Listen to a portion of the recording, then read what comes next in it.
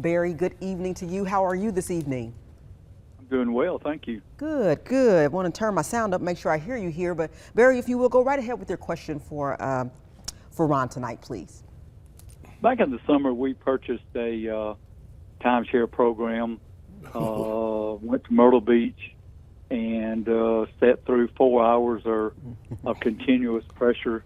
And we tried to basically say, no thanks, we just couldn't afford it, and this and this. And we were, again, to make a long story short, finally purchased the timeshare. Have not used it whatsoever. Have a grandson that was injured in a car accident, and we're trying to help financially with them. And we're trying to get out of timeshare. We feel like the funds that we need to give them needs to go to our family. And we're trying to see if there's a possibility that we could get out of this without going through major red tape and them filing a suit against us or anything like that. And we're just trying to see what the options are, if we have any at all. That's a great question, Barry. Ron, what would be your advice for Barry?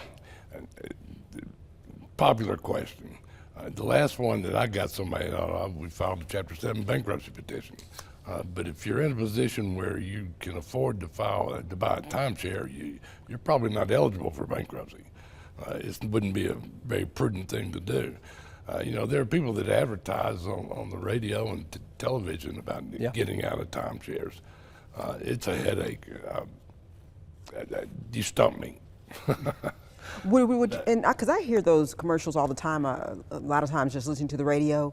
Would you trust sending Barry to them, I guess? Let the buyer beware. Yeah, I don't know.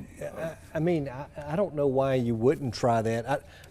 I don't know anybody in town that handles, breaking up with timeshares.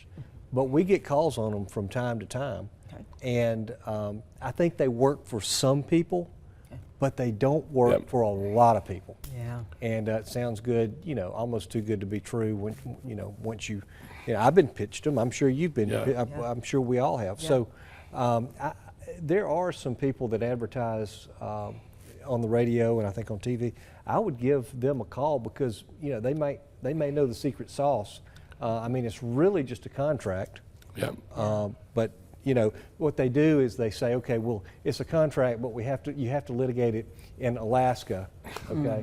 And you have to pay the attorney's fees and yada, yada, yada, and it makes it such that it's unconscionable for, somebody that lives in Birmingham to ever challenge one of those things. Yeah. But, I mean, people do get out of them. Yeah. And I think you should try. And Barry, we certainly wish you the very best with that. I would say Google it and look for some of those attorneys that handle those. We wish you the best in getting out of that, and also wish your grandson the very best with his recovery. So thank you so much for calling in.